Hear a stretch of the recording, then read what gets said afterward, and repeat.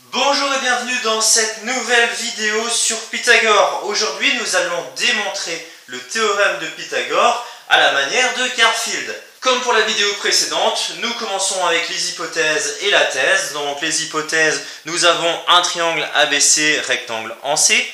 Et en thèse, ce que nous recherchons, c'est l'égalité de Pythagore.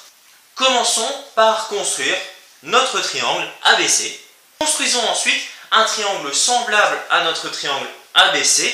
Dans le prolongement du côté BC, nous allons placer l'image du côté AC. Et refermons le dessin en reliant notre A et son image. Nous obtenons ainsi un trapèze. Comme pour la vidéo précédente, nous allons faire une égalité entre les aires de nos différentes figures. C'est-à-dire que l'aire totale de notre trapèze est égale à la somme de l'aire de nos trois triangles. Étant donné que ces deux triangles-ci sont semblables, nous allons simplifier un petit peu l'écriture pour moins l'alourdir. Pour plus de facilité, nous allons poser des lettres à la place des longueurs. Donc nous allons appeler la longueur AC X, la longueur BC Y et la longueur AB Z. Et faire la même chose pour notre triangle semblable. Calculons maintenant les aires. La première aire est l'aire d'un trapèze. L'aire d'un trapèze, donc grande base, plus petite base,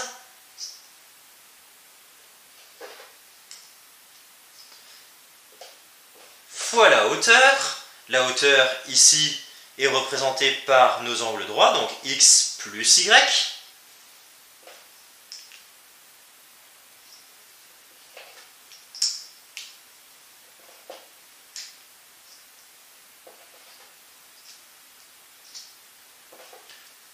Divisé par 2.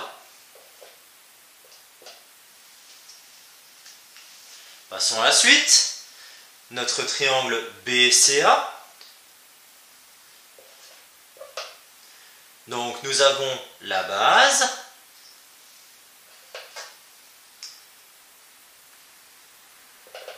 fois la hauteur, divisé par 2. Maintenant, le triangle BA'A. Pour le calculer, comme tous les autres triangles, nous avons besoin d'une base et d'une hauteur que nous avons déjà. Car cet angle-ci est un angle droit. Étant donné que nos angles ici, dans notre triangle de départ, sont complémentaires, c'est-à-dire qu'ils font 90 degrés, les mêmes angles dans notre figure semblable sont aussi complémentaires. Je vois que j'ai deux angles complémentaires l'un en face de l'autre. Pour clôturer mes 180 degrés, j'ai donc un angle droit. Et donc pour calculer l'aire de mon triangle, il me suffit de prendre la base fois la hauteur divisé par 2. Mon calcul est posé, simplifions-le. Je vois que de part et d'autre de mon égal, j'ai des divisés par 2 partout. Je vais donc les supprimer. Et je calcule ensuite ce qui peut être calculé. Je vois que de part et d'autre de mon égal, j'ai 2xy. Je peux donc les supprimer. Il ne me reste plus qu'à remplacer tout simplement mon x, mon y et mon z par les mesures de départ.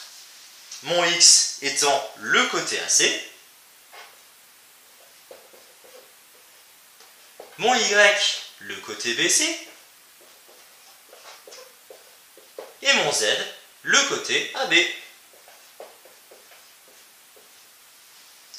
J'ai retrouvé ma thèse, ma démonstration est donc terminée. Merci de ton attention et à bientôt pour une nouvelle vidéo de maths.